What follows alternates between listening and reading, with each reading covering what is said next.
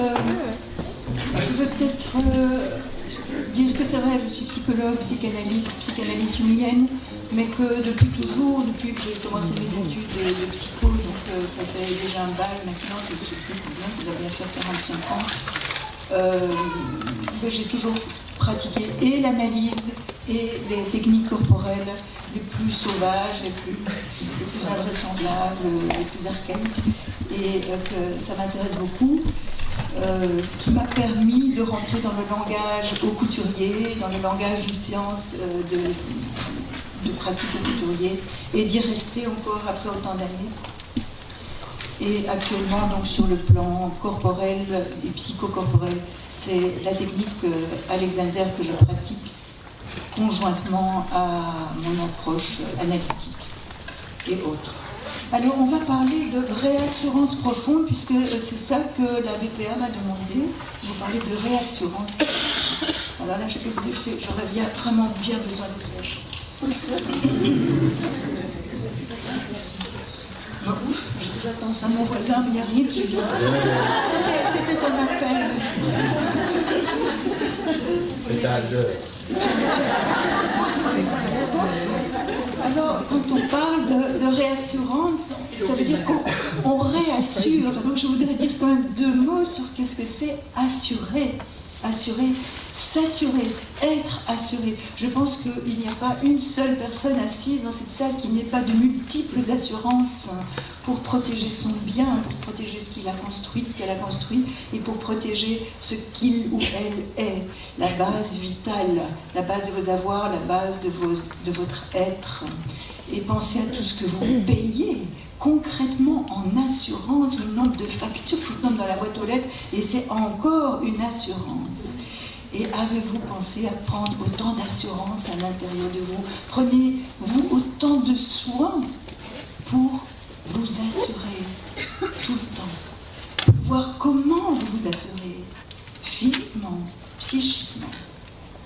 Et donc, on va parler un petit peu de ça, comment on peut faire, et après on va le transposer dans une séance de psychomotricité au couturier.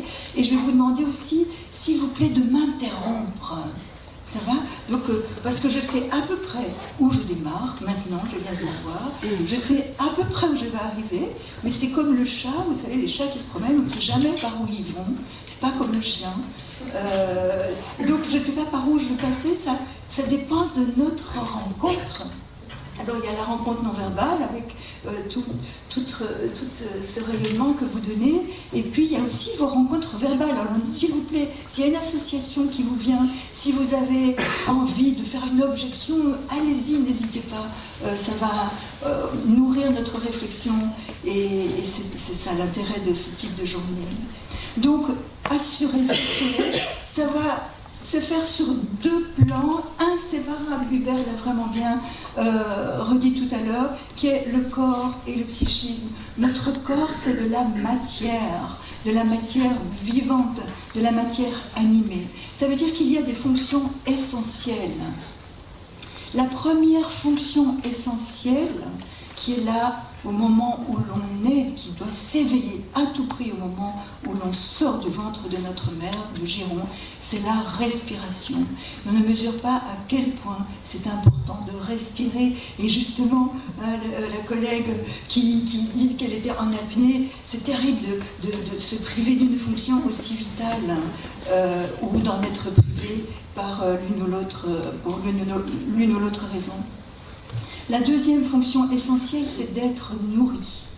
D'être nourri. Il y a un merveilleux livre de François Julien qui s'appelle « Nourrir ». Vraiment, je vous conseille, j'aime beaucoup François Julien. Donc ça, c'est notre corps. Et il y a tout ce qui est organisé pour ça, ce qui est organisé, entre autres, par tout un câblage invraisemblable qui est notre système nerveux. Je trouve ça assez passionnant d'étudier un tout petit peu. Les neurosciences nous éclairent sur beaucoup de choses qui ont été sûres intuitivement ou empiriquement et qui maintenant sont vérifiées des visus, parce que nous sommes encore un peu bêtes, on a toujours besoin de voir pour croire.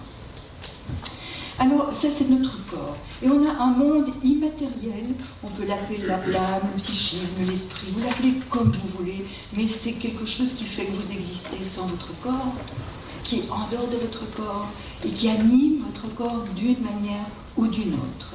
Et là, va se construire notre socle narcissique primaire. Il aura besoin de notre corps, il va venir nourrir notre âme. Et en deuxième lieu, on aura une construction identitaire, savoir qui je suis. C'est un socle narcissique primaire n'est pas un confort de qui je suis, c'est le confort que je suis. Être, exister. Ça, c'est le narcissisme primaire, la base archaïque. Après, il y a la construction identitaire, c'est quelque part, je suis. Et puis, il y aura notre inscription temporelle.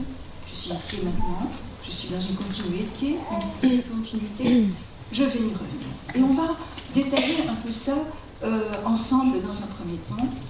Je vais regarder le... Alain, j'ai combien de temps? Une heure. Donc ça veut dire quoi? Jusque 2h35, 2h30? Le timing. 2h15, mais ça va être un peu plus long. 2h15. Vous voyez, il fait du favoritisme.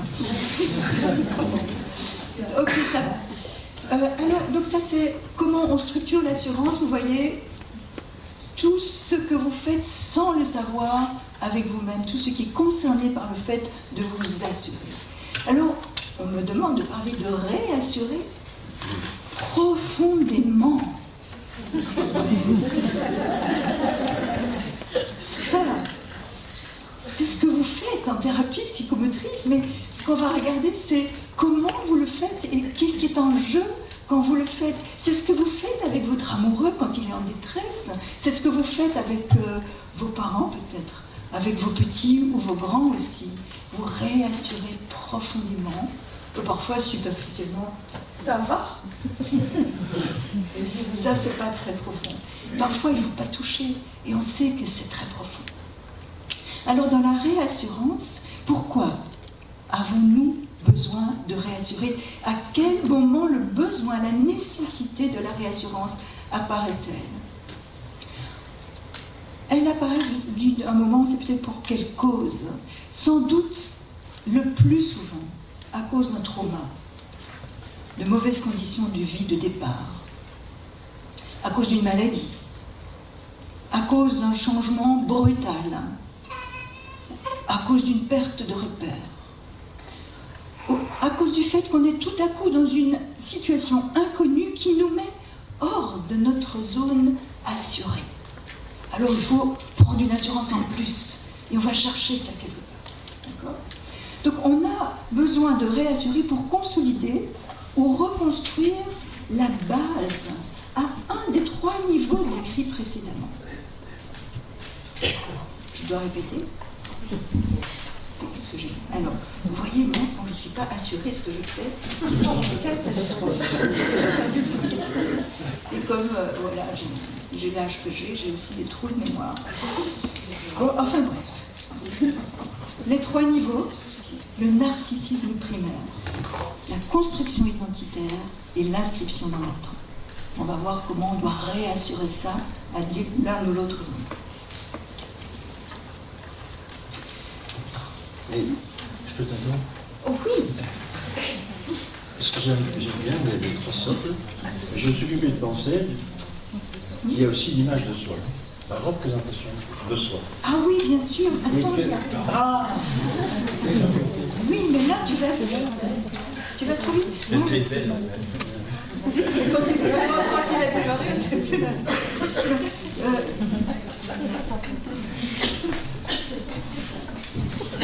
Parce que la représentation de soi, quand on est au moment où on construit le socle narcissique, il n'y en a pas. Je n'existe pas.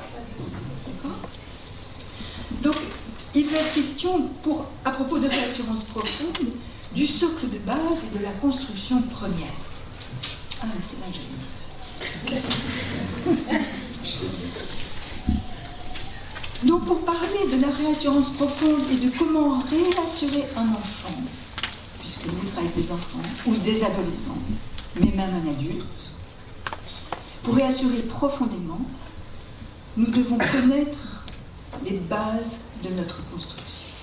Et on doit tout le temps s'en rappeler.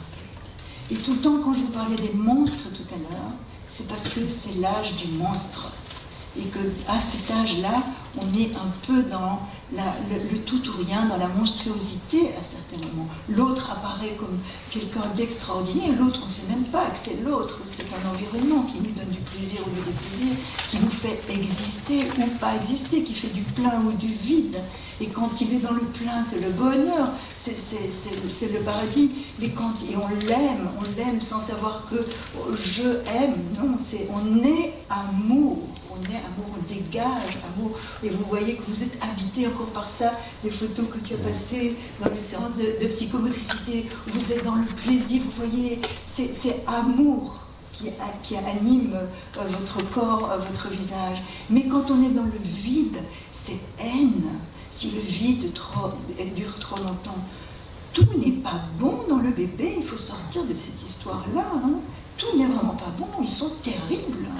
Ils sont terribles. Et ils nous harcèlent, ils nous tyrannisent, parce qu'ils peuvent nous haïr aussi. Ils sont autant amour que haine. Et vous pouvez, en tant que mère ou père, avoir envie de temps en temps de les mettre au surgélateur. Mais oui, on ne peut pas le faire. Mais on peut éprouver ça. Et on peut, ce n'est pas... C'est pas grave. Et puis on peut tout imaginer. Ça fait partie du bien. En plus ou en moins. D'accord? Donc je vais revenir un tout petit peu par un survol très rapide de tout ce que vous savez déjà, mais qui est peut-être le moment de rappeler, qui est cette construction de nos constituants premiers, qui fait que vous pouvez y revenir pour vous-même et pour les personnes que vous accompagnez et pour vous-même dans les moments difficiles et aller rechercher ça, parce que c'est là. Et si vous êtes tous ici, c'est qu'ils ne sont pas déconstruits ou pas trop déconstruits. Parce que si vous êtes ici, c'est que vous avez connu aussi à un moment ou l'autre un tout petit peu de cette déconstruction qui vous a fragilisé, vulnérabilisé, et que vous avez dû rencontrer, vous, n'importe où, en thérapie ou dans n'importe, en art aussi. L'art est une confrontation à nos monstres et à nos merveilles aussi extraordinaires, ou en amour aussi, où on est quand même confronté au prince, à la princesse, à la sorcière et au crapaud. Je reste pas bien. Donc, le corps physique. Je vois que ça fait vécu. Le corps physique, c'est quoi?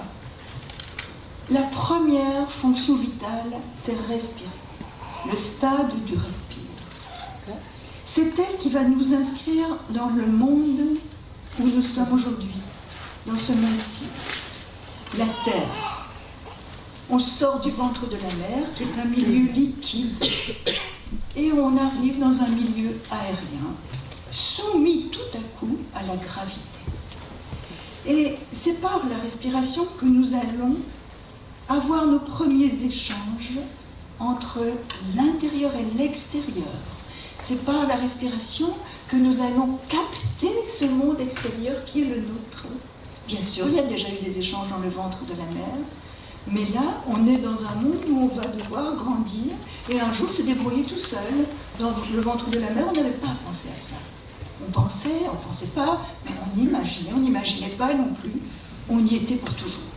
Et puis tout à coup, on n'y est pas pour toujours. Et on arrive dans ce monde-ci,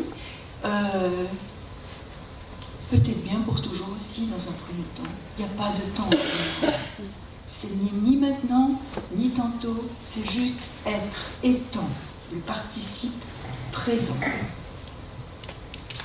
Et donc, à travers ces échanges intérieurs et extérieurs, à travers ce rythme, cette vague que nous animons, qui s'anime en nous, c'est quand même bien fait. On inspire et on expire. C'est une fonction essentielle et autonome. Vous ne pouvez pas vous arrêter de respirer. Essayez maintenant, pas trop longtemps, je ne veux pas vous voir tous tout bleus, mais vous n'allez pas tenir longtemps. Donc c'est une fonction qui est très intéressante, la respiration. Je vais faire une toute petite parenthèse parce que c'est une fonction qui est soumise.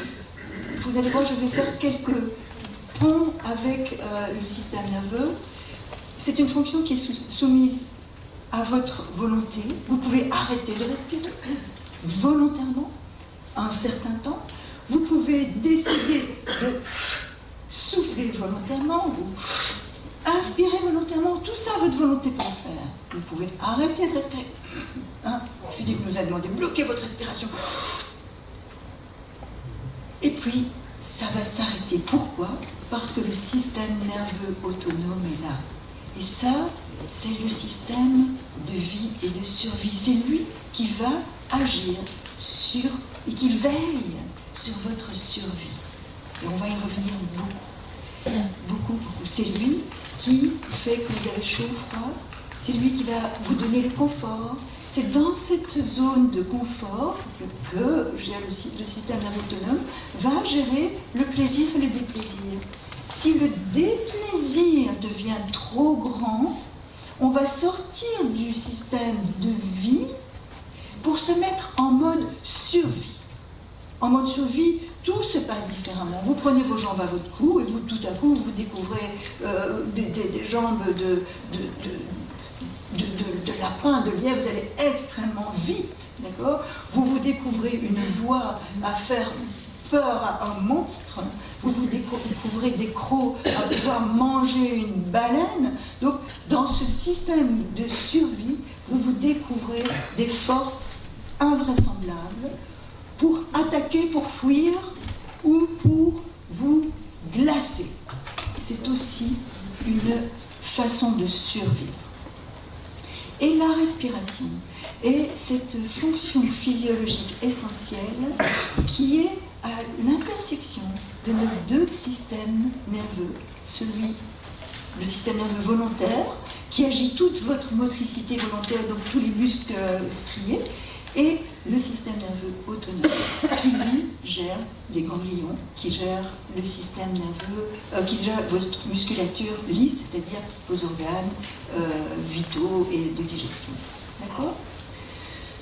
Petite parenthèse que je ferme à propos de la respiration, mais ça, on va revenir à ce système nerveux autonome tout à l'heure. Et donc, conjointement, je vais dire synchronistiquement, donc synchronicité, synchrone, en même temps, tricoter ensemble, tricoter avec cette fonction vitale première, l'enfant juste né fait l'expérience dans sa peau, on a parlé l'odeur, la peau, dans son enveloppe physique et langagière, parce qu'il arrive dans un bain de mots, dans une culture, il fait l'expérience de sa pesanteur, d'être porté, d'être soulevé. D'accord ? Et ça, c'est en même temps que la respiration. D'accord ? C'est essentiel de se souvenir de ça, parce que spontanément, instinctivement, quand vous allez voir quelqu'un qui est en souffrance, vous allez revenir à ces choses qui sont tricotées autour de ce premier moment. Vous allez l'envelopper, vous allez lui parler, vous allez le toucher, vous allez vous-même, sans le savoir, mais observez-vous, gérer votre propre respiration, parce qu'il y a un aspect tout à fait mimétique entre les personnes. Si vous êtes avec quelqu'un qui est essoufflé, essayez de ne pas faire la même chose. Peut-être vous allez faire juste l'inverse et respirer calmement pour calmer la personne, simplement, parfois sans le savoir, parce qu'il y a tout cet effet miroir ou cet effet en symétrie. C'est pour ça que je dis que c'est construit d'une manière synchronistique, c'est par la synchronicité, ça veut dire en même temps, dans le même instant de la naissance.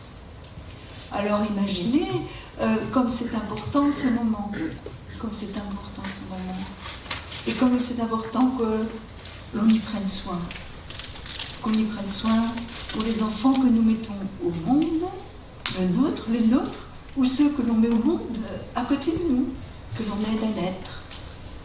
Et comme c'est important pour les personnes que l'on aide à renaître, aussi en séance de psychomotricité, quand vous avez fait le mur, le tunnel, les enveloppements, quand vous baladez, le premier film qui était absolument adorable, de cet enfant qui est dans ce drap et qui tirait, vous voyez, ils adorent ça. Vous voyez, comme tous ces moments sont là et comme ils parlent de cette première inscription dans notre monde, dans le lien, dans l'attachement. Donc si une de ces fonctions, de ces expériences autour de ce premier souffle subit des dommages ultérieurement, on ira réparer, on va ressourcer et réveiller ces expériences premières d'une manière instinctive la plupart du temps, ou bien on le fera en y pensant et en ayant une construction plus mentale mais tout aussi efficace. L'autre base essentielle est bien sûr d'être nourri. Et là, on touche à autre chose. La première base que je vous dis fait appel à une partie du cerveau, qui est le cerveau qui gère le système nerveux autonome, et qui est le cerveau primitif, on appelle le cerveau primitif, le cerveau reptilien, c'est ce que j'appellerais le stade du lézard. Et quand je vous dis, est-ce que vous êtes bien installé, je vous propose quelque part de faire le lézard, c'est-à-dire de regarder comment vous êtes installé, est-ce que ça vous convient. Le lézard, il s'installe comment? Observez-les, ils s'installent, ils vont se mettre à l'ombre ou au soleil, ils vont se mettre de manière à voir qui passe par là, et qui pourra être une proie potentielle pour en bouffer. Ils doivent manger les lézards aussi. Et puis, ils vont quand même faire attention de ne pas être la proie de quelqu'un d'autre. Donc, ils vont choisir l'endroit où ils se placent. Donc, ils choisissent deux choses essentielles. Et rappelez-vous de ça, c'est très important pour vous-même et en séance, c'est le support. Sur quoi vous êtes assis. Philippe a parlé tout à l'heure de nos pieds par terre. Il vous a dit, pensez vos pieds par terre. La terre, c'est notre socle. Eh bien, choisissons un bon endroit. Évaluons, est-ce que c'est fiable cette estrade? Est-ce que je peux faire confiance? Est-ce que je décide de faire confiance? Donc le cerveau, là, il est tout en éveil. Vous faites ça la plupart du temps d'une manière totalement automatique, instinctive. Le support, la conscience du support. L'autre chose, je dis, il va regarder où il y a des proies potentielles et surtout où il ne sera pas lui-même une proie. Donc il va s'orienter. Et c'est très important. Et vous voyez des enfants désorientés, on dit d'eux qu'ils ne sont pas orientés dans l'espace, ni dans le temps, etc. Eh bien, aidez-les. Bien sûr, ils sont là pour jouer, pour bouger, pour sauter, pour se faire grandir et tout, mais aidez-les à s'orienter. C'est tout simple. Orientez-vous. Je suis sûre que vous l'avez fait. Est-ce que vous savez où est la sortie? Oui. Et la sortie du bâtiment? Dans ce bâtiment compliqué, ça va? Vous savez par où vous êtes rentré? Vous savez par où vous êtes sorti? Vous savez pourquoi il faut savoir ça? S'il y a le feu, il y a intérêt à connaître la sortie, d'accord? Donc, ça, c'est notre système de survie, vous voyez, qui est vigilant. Mais ici, il veille à notre vie, donc il est mis en mode vie, pas en mode veille, en mode vie. Il est là en mode vie. Et il agit toutes vos fonctions en mode vie, pour le plaisir. Jusqu'à présent, je vois qu'il y a des sourires, donc ça va, vous avez du plaisir. À table, vous avez beaucoup de plaisir. Vous voyez, c'est le mode vie. Vous étiez dans vous nourrir. Comme ça, vous respiriez, vous avez été prendre un petit bol d'air. Vous êtes dans la vie. Ça, c'est géré par votre système nerveux autonome de vie. D'accord? Après, s'il y a un danger, vous avez besoin d'avoir bon pied, savoir où vous mettez le pied et de connaître l'issue de secours pour pouvoir vous enfuir ou pour pouvoir éventuellement attaquer. Donc ça, c'est vraiment quelque chose de très important. Donc, je ramène ça pour parler du cerveau premier, cerveau reptilien du stade du lézard. Après, deuxième fonction essentielle, vitale, nourrir, se nourrir. Vous savez vous nourrir. Et le bébé qui vient de naître, comment il va faire? Si personne ne le prend, si personne ne lui donne à manger, donc il est totalement dépendant. Il y a des bébés un peu plus compétents pour appeler la fonction nourrissage de la mère que d'autres. Il y a des mères un peu plus éveillées pour ça aussi, bien sûr. Je dis mère, comme on a dit tout à l'heure, environnement maternel, bien sûr. Et là, on voit que c'est une autre part de notre cerveau qui est en jeu. Ce n'est plus tout à fait le cerveau reptilien. C'est le cerveau qui va gérer le lien. C'est ce qu'on appelle le cerveau limbique. C'est une autre où il y a aussi le centre de la mémoire, le centre des émotions. C'est important qu'on développe la mémoire, parce que c'est quand même important de se souvenir qu'on a un bébé à nourrir. Mais pour le bébé, c'est important que quelque part en lui, sans aucune représentation, comme vous avez une représentation, qu'il se souvienne, qu'il garde la trace de lien, du nourrissage, du portage. Et il la garde parce que c'est là, ça s'éveille et par le fonctionnement, ça va se perfectionner, ça va s'exercer. Ce qui veut dire que sur le plan neurologique, tous les câblages sont là. Vous savez, à la naissance, beaucoup de câblages sont là.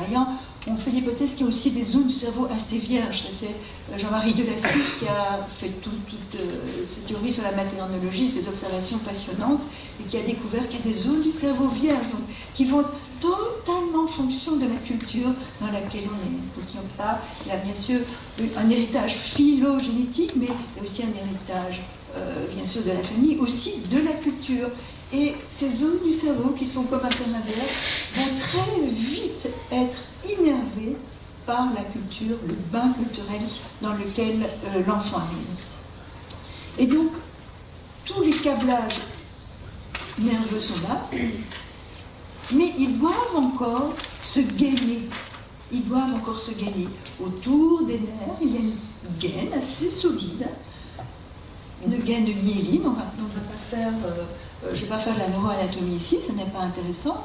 Seulement qu'il faut savoir que c'est l'exercice qui va créer le contact synaptique, qui va créer le contact entre les neurones et les organes, entre les neurones et la musculature volontaire, entre le cerveau et votre façon de bouger, et qui va ramener aussi des informations depuis le bout de vous-même, depuis le bout de vos gestes.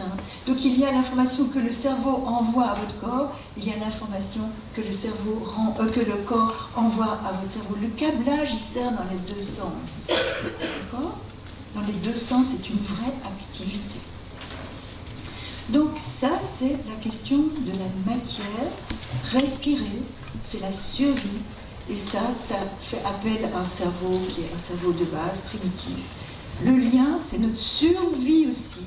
Sans lien, vous pouvez être nourri autant que vous voulez, vous allez mourir. Un chien qui n'est pas caressé pendant 5 jours, il meurt, un petit chiot qui vient de naître, il meurt, même s'il est nourri à la pipette, si on ne le touche pas, si la mère ne le lèche pas, il meurt.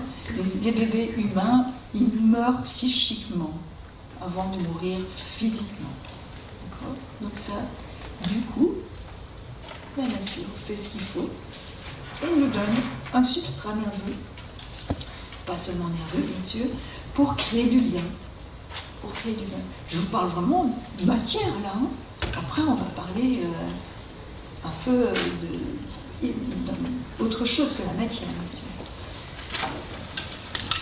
Et donc vous voyez que on a dès le départ une base pour assurer notre survie et après une base pour assurer notre lien, assurer notre capacité de créer le lien. Après ça, bien sûr, et très vite, le cortex est là, vous êtes des humains, les bébés sont des humains, ils ont déjà un cortex, ils ont déjà de la matière grise. Le poisson rouge n'en a pas, le chat non plus, les singes en ont un peu, d'ailleurs on leur ressemble un peu.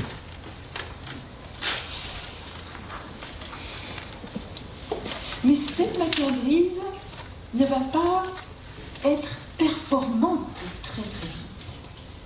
Et tant mieux. Sinon, elle étoufferait tout ce qu'on doit garder, qu'on doit savoir pour notre survie. Parce que, je ne sais pas si vous avez remarqué, mais quand vous avez peur, vos tables de multiplication, peut-être que vous ne les savez pas trop. Ou vous avez tout à coup un trou de mémoire. Là, je ne savais plus où j'avais mis mes notes. Pourtant, elles étaient là. C'est quand même idiot. Vous voyez, la pensée, tout à coup, est coupée dans le stress. Elle est coupée dans la peur. Parce que l'émotion est plus forte que la pensée à certains moments quand on est en mode survie. Ça va ? Et vous avez beaucoup d'enfants en thérapie qui sont en mode survie. Et qui sont comme ça, dans une hyperactivité ou une hypotonie, qui sont autistes, qui sont déstructurés, tout ce qu'on veut, qui n'ont pas encore élaboré une différenciation suffisante, même en ayant, je dirais, un corps déjà relativement performant, et qui sont simplement gelés quelque part, psychiquement, ou dans leur corps, ou dans les deux, et qui sont restés à un stade très archaïque, par peur, pour un trauma, pour un déficit d'attention, pour une sous-stimulation, pour des changements soudains, pour un déficit physique. On pense au handicap, bien sûr, je parlais avec quelqu'un qui travaille avec des polyhandicapés. On pense à ceux qui ont une déprivation sensorielle, les cécités, les surdités, toutes ces choses-là. Le monde est très différent pour ces personnes. Donc, rappelons-nous de ces trois niveaux. Et notre narcissisme primaire, notre socle justement, pour répondre à Philippe, il va se créer en dehors de toute représentation de nous-mêmes, d'une représentation, je dirais, que l'on a de nous maintenant, mais qui est secondarisée. Si vous vous dites, tiens, qui est Marianne, je suis Marianne, et qui est Marianne, je peux me faire une représentation. Je dis Marianne pour ne pas parler de moi. Je pourrais dire, oui, qui est Michel, je peux me faire une représentation, quelqu'un de très discret, mais qui sait ce qu'elle veut, d'ailleurs, une barrette. C'est vrai, hein? Mais c'était bien. Alors, ça, c'est très secondarisé, vous voyez. L'enfant, il ne se dit pas ça, il ne se dit rien du tout. Il essaie, il est. Plaisir des plaisirs. Et ce socle, il va se former à partir du lien mère, environnement, mère, enfant, dans le rythme qui est désormais vécu dans cette vie-ci de présence et d'absence. Dans ce rythme de continuité, discontinuité du lien. Et nous savons que c'est à travers ce balancement, ces différentes expériences de plein et de vide, que l'enfant va développer sa capacité de différencier l'autre. Par morceaux, d'abord, par parcelles, par fragments, de le différencier de lui, qui reste encore dans un indéterminé, et qui reste seulement dans son éprouvé de plein de vide, de plaisir ou de déplaisir. Ça, c'est tout au début. Alors, comme on a vu dans les vidéos, et comme Hubert le disait, on est au paradis dans une salle de psychomotricité. Le monde d'un bébé, c'est pas ça, hein. Il n'a pas comme ça, il n'arrive pas dans une famille où il y a 10 000 coussins, il parle sur un plan d'une métaphore où il peut jouer, sauter très vite, il va se heurter au rythme des autres, au fait qu'il fait froid, chaud, qu'on ne le regarde pas assez, qu'on ne le porte pas assez. C'est pas qu'on ne le soulève pas assez. Et tout ça, c'est déjà tout petit. Les paradis, la salle de psychomote, il n'y en a pas beaucoup. Alors on veut faire ça avec son enfant, mais malgré tout, il y a le téléphone qui sonne, maintenant il y a le DSL qui nous fascine et que l'on regarde pendant qu'on donne le sein, plutôt que regarder son enfant qui manque de regard, qui manque d'être vu, qui manque de vous regarder dans le fond de vos yeux parce qu'il lit tout dans le fond de vos yeux. Et vous, vous lisez tout dans le fond des yeux de bébé, si vous regardez bien. Et beaucoup de bébés sont privés de ça maintenant. Alors, qu'est-ce que ça va donner? On ne sait pas, hein, on va voir. Ils vont regarder dans les yeux de leur smartphone. Donc, c'est grâce à ce rythme, à ce balancement, à cette différenciation progressive, première et constitutive de lui-même, qu'il va élaborer sa capacité de fantasmer. Ce que Bernard a parlé, le fantasme d'action s'origine à ce moment.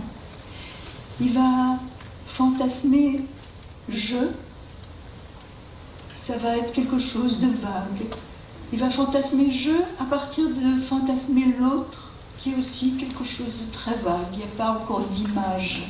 Ce sont des traces sensorielles. Ça s'appuie d'abord sur la sensorialité du bébé. L'odeur, on en a beaucoup parlé, la peau, le toucher, le goût, l'odeur de la mère, le goût du lait, l'enveloppe sonore. C'est vrai qu'on est dans une salle merveilleusement équipée, on est dans un cocon ici, hein, c'est vraiment extraordinaire sur le plan sonore. La vue, les lumières, tout ça fait un corpus sensoriel dans lequel l'enfant va recevoir les signaux de l'autre et se différencier progressivement de lui. Donc c'est à partir des traces dans sa sensorialité, et ces traces font comme un puzzle qui va progressivement, dont les pièces vont progressivement s'ajuster, dont chaque fragment va progressivement prendre place avec l'autre, et pour former quelque chose qui sera jamais un tout. Mais on sera toujours en quête de ce tout. Et c'est grâce à ça qu'on continue à chercher. Parce qu'imaginez que vous ayez trouvé le tout. Vous seriez au paradis. Qu'est-ce que vous feriez encore ici? Vous n'auriez plus besoin de vivre. Vous n'auriez plus de moteur pour avoir envie de grandir, avoir envie de vous réaliser vous-même si vous étiez déjà le tout. Mais comme vous n'êtes pas tout, l'autre n'est pas tout non plus. Et donc on va être toujours avec la nostalgie ou la quête nostalgique de l'autre comme le tout et non d'une pipe. Quand on s'aperçoit qu'il ne l'est pas, c'est une catastrophe. D'ailleurs, il a pris mes lunettes ce matin. Je les ai cherchées partout. Il m'envoie un SMS. Oh, excuse-moi, c'est moi qui les ai prises. Il n'est vraiment pas tout. Il a voulu que je sois tout pour lui. Il a même pris mes lunettes.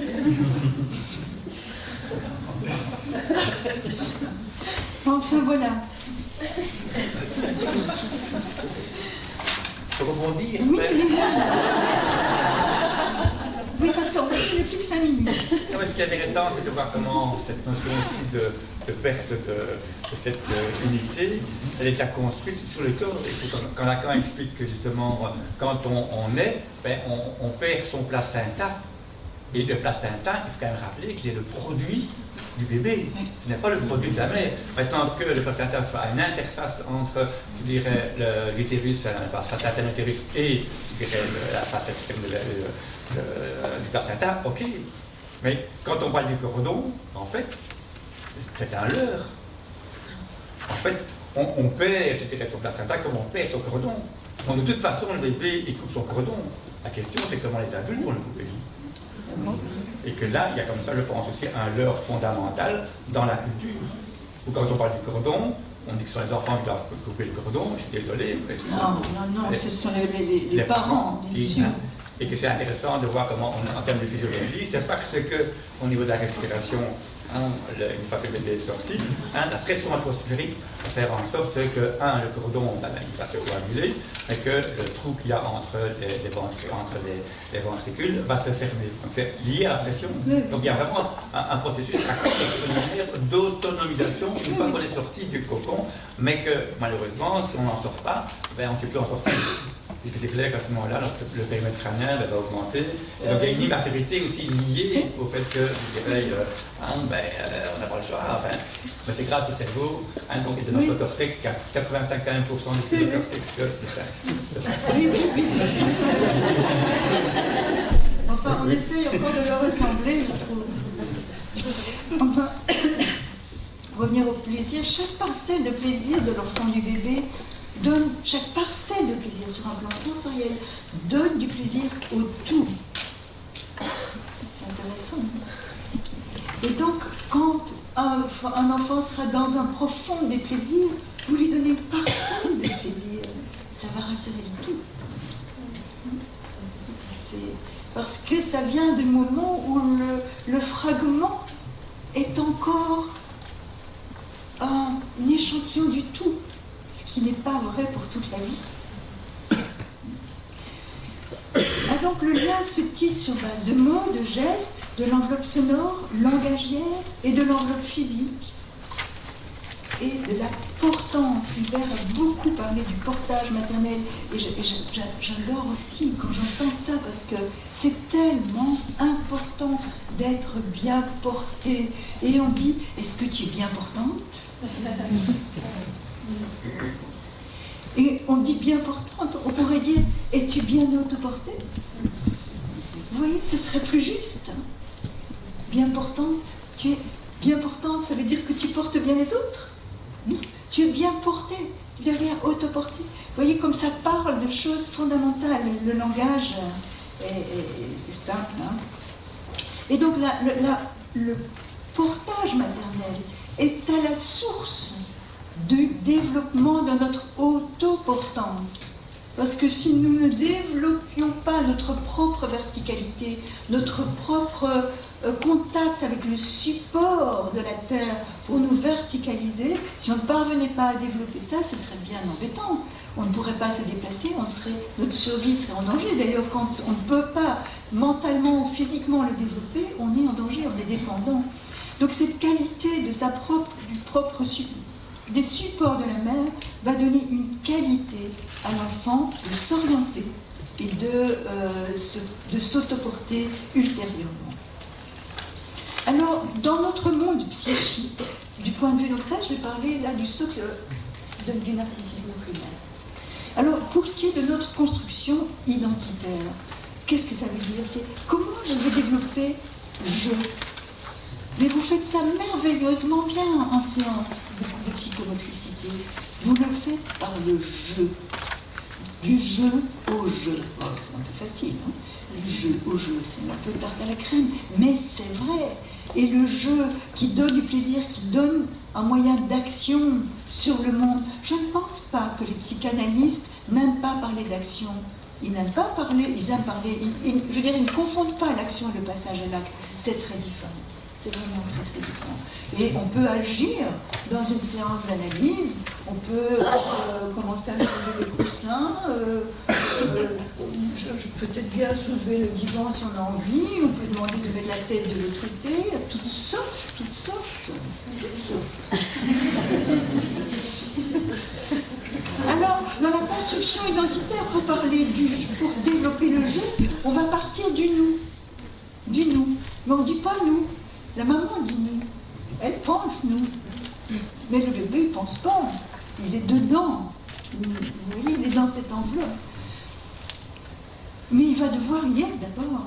Et donc, il va aller de ce nous au je. Et c'est le lien qui va permettre cette différenciation et cette manière de se reconnaître comme je parmi d'autres. Et puis, dans un second temps, ou même un troisième temps, de construire un nous, un autre nous, au sein duquel des je différenciés pourront exister et se rencontrer. Mais au départ, vous voyez, on vient de nous où on ne se rencontre pas vraiment, on est ensemble. La maman va essayer de rencontrer l'enfant, l'enfant rencontre la mère, mais l'enfant ne peut pas dire je, il est actif dans cette rencontre réellement, il a des compétences pour ça, réellement. Mais ce n'est pas qu'il dit je veux rencontrer ma mère aujourd'hui. Il ne dit pas ça.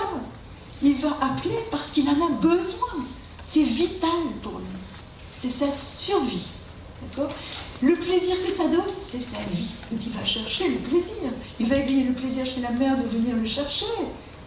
Et s'il pleure trop, il va dire oh, qu'est-ce qu'il est casse-pied celui-là, je vais encore attendre un peu. Ou il n'a pas envie de le porter, ou etc. Il y a toutes sortes de réponses de la mère. L'enfant va chercher ça. Et il va chercher le plaisir chez la mère, il va surtout chercher l'interaction. Et s'il y a beaucoup de déplaisir de la mère, comme réaction aux besoins de l'enfant, il va aller chercher le déplaisir de la mère. Parce qu'il ne veut qu'une chose, c'est du lien. Il veut du contact. D'accord ? Et c'est très important ça, parce que ça, c'est une construction narcissique primaire extrêmement pervertie, où amour est tricoté avec mal-être, avec malveillance. Et donc, quand vous allez dire à un enfant, viens, je vais prendre soin de toi, il va prendre ses jambes à son cou. Un enfant qui a été traité comme ça. Donc, un enfant qui, d'emblée, vous savez qu'il est maltraité et qu'on lui dit c'est pour ton bien, je t'ai toujours aimé, mais on le brûle avec des cigarettes, des choses comme ça. J'ai vu des enfants brûler, des traces de brûlure de cigarettes, des mégots de cigarettes, et les parents disent mais je t'aime, tu sais, je t'aime. Je t'aime vraiment. C'est ça la relation travail. Donc vous voyez ça, vraiment, qu'est-ce qui va se tricoter au niveau de ce socle. Après ça, quand il va se dégager du nous et faire un jeu, comment l'enfant avec déjà cette expérience va pouvoir créer la rencontre, créer un nouveau nous. Comment il va faire? Il va peut-être, comme je viens de dire, prendre ses jambes à son cou, ou bien il va peut-être avoir beaucoup de plaisir à rencontrer l'autre. Vous voyez? Donc si l'environnement physique et ou psychique n'est pas sécurisé ou sécurisant, donc cette construction identitaire sera toujours fragile et n'assurera pas ou pas suffisamment l'enfant et plus tard l'adulte pour qu'il puisse s'orienter parmi les autres et pour qu'il puisse vivre l'autre comme rassurant plutôt que comme une menace pour sa propre identité. Donc, sécurité première est au fondement de notre survie physique et de notre socle narcissique, mais est aussi le fondement de notre construction identitaire. Donc ce pôle narcissique, parce que là on va parler d'un vrai pôle narcissique, contient déjà un germe persécutoire envers l'autre, vécu en alternance comme source de plaisir, de souffrance, d'absence et de vie, et en même temps l'autre qui nous fait vivre. Donc le besoin après d'être reconnu comme je, comme moi, comme unique, est inscrit et s'origine dans cette phase constitutive de la construction de l'altérité. Ça va ? La réassurance profonde que nous devons donner ne sera possible que dans un climat de sécurité, dans la séance de psychomotricité ou en thérapie, dans un climat d'acceptation inconditionnelle des défauts, imperfections physiques, odorantes et psychologiques. Donc si à un moment on est dérangé par la vue de l'enfant parce qu'il est difforme et qu'il est un monstre, ou si on est dérangé par une odeur, ce que je trouve fort bien, il faut en parler, il faut que ça devienne une source d'un dialogue sur ce que je vois de toi, ce que ça me fait. L'autre jour, j'étais à Saint-Luc et dans l'ascenseur, il y avait un enfant de 7 ans avec sa maman. Et cet enfant était un monstre, vraiment un monstre. Il avait son nez n'importe comment, son visage était terrible. On voyait qu'il avait des petits yeux, donc il me voyait et je pouvais interagir avec lui et sourire et réagissait. Il était dans la relation quand même. Hein. Mais peut-être que beaucoup de gens, je voyais dans l'ascenseur, évitaient de le regarder. Et la mère évitait les regards posés sur l'enfant. Vous voyez tous ces jeux dont vous avez déjà été témoin. Eh bien, c'est très important que si nous voulons aider l'enfant à se soulever, eh bien que l'on puisse affronter et le regard et l'odeur, aérer après, ou lui dire « Ah, qu'est-ce qu'elle me dit cette odeur ?» Elle me fait penser à quelque chose que je n'aime pas du tout. C'est bizarre. Pourtant, j'ai envie de te rencontrer. Et que ce tabou-là soit balayé, qu'on puisse vraiment, qui que l'on soit, se sentir quelque part, accepté, accueilli, inconditionnellement. Ça, c'est vraiment quelque chose de profondément réassurant. Donc nous devons être mobiles aussi dans la distance que l'on va mettre avec l'enfant. Si nous sommes trop près, il va se sentir envahi. Si nous sommes trop loin, il va se sentir abandonné ou perdu. Et cette distance est variable d'un jour à l'autre avec le même enfant et d'un enfant à l'autre. C'est essentiellement différent. Voilà, alors pour terminer, je vais parler de notre inscription temporelle qui va nous aider à développer notre faculté de représentation parce que la construction de soi qui passe par la différenciation de l'autre d'un point de vue narcissique et objectal n'est complète que dans la conscience et l'élaboration de notre finitude. La construction de soi qui passe par la différenciation de l'autre d'un point de vue narcissique, hein, je suis unique, etc. Et puis objectal, toi tu existes et tu es un objet plus que partiel ou un ensemble d'objets partiels. Elle n'est complète que dans la conscience, la réalisation, la représentation de la finitude. L'inéluctable de la mort est nécessaire pour nous ouvrir à l'altérité. Et si tout petit, on cache ça aux enfants, on les prive de quelque chose. Parfois, on ne veut pas dire aux enfants quand tel est mort. On ne veut pas dire que papa est mort, maman est morte. On va dire, oh il est parti, il va bientôt revenir. Et ça traîne bientôt. Hein. Vous voyez, ça traîne bientôt. Ça veut dire quoi? Ça veut dire que le temps est infini? Non. Papa, il a fini de vivre, maman, elle a fini de vivre, grand-père a fini de vivre. C'est fini. C'est terrible. Et ça, c'est, je dirais, une blessure, une réelle blessure narcissique pour l'enfant, parce que tout à coup, il s'aperçoit qu'il ne peut pas tout, et que sa pensée, sa représentation ne peut pas tout. C'est terrible, ça. Donc, ça met un terme aussi à la toute-puissance. Au sentiment de toute-puissance. Voilà. Bon. Je peux encore continuer beaucoup, hein, je ne sais pas. Est-ce qu'il y a des questions, des réactions? Dites-moi. Juste à la fin, il se rapport à la mort, parce qu'il peut avoir la mort réelle, mais d'un autre côté, moi j'ai des enfants et je me dis, oh mamie, quand tu seras mort, donc même s'il n'y a pas de mort, je sais pas, même projet, enfin. Oui, bien sûr, mais donc ça veut dire. De ça comme. Alors, on parle il parle de même, de cette mort future. Oui, c'est sûr. Mais ça, ils sont déjà grands, vos petits-enfants. presque 7 ans. Oui, oui, c'est ça. Oui, oui. Donc eux-mêmes. Donc, j'ai un petit-fils qui a 3 ans et qui parlait de son papy. Et alors, je ne sais plus ce qu'il avait dit, oh, oui, il parlait du papy qui est... Ça voulait dire qu'il allait mourir. Je dis, mais alors après, tu n'auras plus de papy? Oh, mais c'est pas grave, il y en aura un autre. Oh, c'est remplaçable.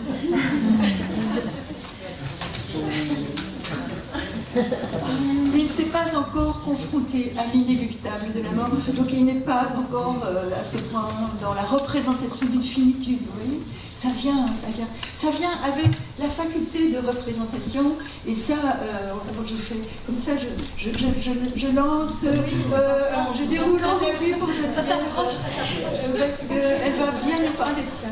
Et donc ça, voilà, je viens de terminer là-dessus. À propos de la réassurance profonde, parce que vous voyez qu'on va de quelque chose qui est très sensoriel, premier, de notre survie, et puis ça se développe, ça se construit, ça parle aussi de la vie, parce que quand vous êtes réassuré, vous avez envie d'aller boire un verre avec les copains, d'aller faire une bonne bouffe et tout, et vous ne pensez pas à vous isoler, vous ne pensez pas. Quand on est dans la vie, quand tout notre système nerveux autonome est en mode vie, eh bien on a envie de jouer. On a envie de jouer, d'avoir du plaisir, de rencontrer. Quand on est en mode survie, on ne veut plus jouer. On veut s'isoler. Donc un enfant qui ne joue pas et qui s'isole, c'est un enfant qui est toujours en mode survie. Non, pas comme ça. Donc c'est toujours un enfant qui, d'une manière ou d'une autre, a besoin d'être réassuré profondément et qui, effectivement, va passer par la décharge. Parce que quand on a été traumatisé, si vous avez déjà eu un accident ou quoi, et puis qu'après c'est fini, vous faites un ouf, ou bien vous poussez une grande gueulante, ou bien vous faites le tour du quartier en courant pour vous décharger toute la tension, ou bien vous tombez sur le premier venu et vous l'engueulez et il se demande ce qui se passe.